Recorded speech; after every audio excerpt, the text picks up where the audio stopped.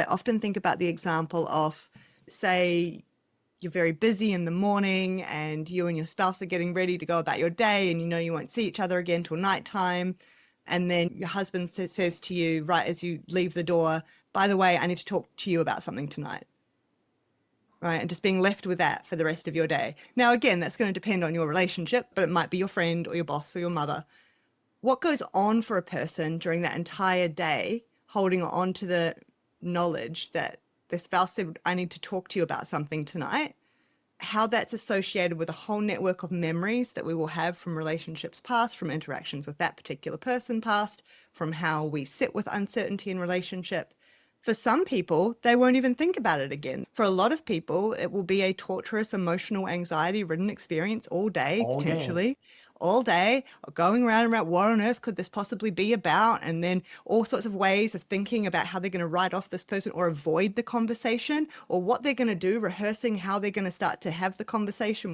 There's a million and one ways this can go, right? Or the needing to pick up the phone. I can't wait till tonight. You have to tell me what's going on. But I think it is a nice example of how all these things come together of noticing how relationships are the site of being able to learn so much about what goes on inside ourselves, and to push the limits, I guess, of what we think it is that we can be aware of, we can tolerate without having to do anything externally.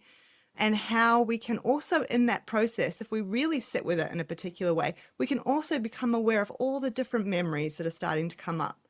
It's a whole network that gets pulled up inside us. It's actually really insightful and can tell us a whole story about the emotions that are being activated in this moment, how they link to very particular meaning making across time from relationships past, right down to normally the source of the initial injury that happened to us.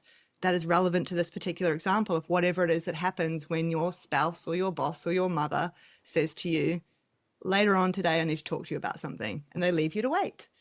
There's an invitation there. We can either see that as a horrible thing for this person to have done to me, or something I can't tolerate, and that person should know they can't say that kind of thing to me because I get panic attacks and I can't deal with those things, or almost a complete dismissiveness, maybe an over forgetting that they even said that, and then actually finding ourselves making plans that night to go out with work colleagues, and oops, oh, we didn't get home, and oh yeah, there was a conversation you wanted to have, but it is an invitation to learn more about ourselves, and also to bring that into the relationship. There's a really nice opportunity there to actually share with your spouse about what happens when that whole interaction took place, and what you noticed about what happened inside you and what's going on for them. It's a site of being able to increase a deepening of our own understanding of ourselves and our authentic resonance, as well as an invitation to get closer to another person by sharing that part of ourselves with them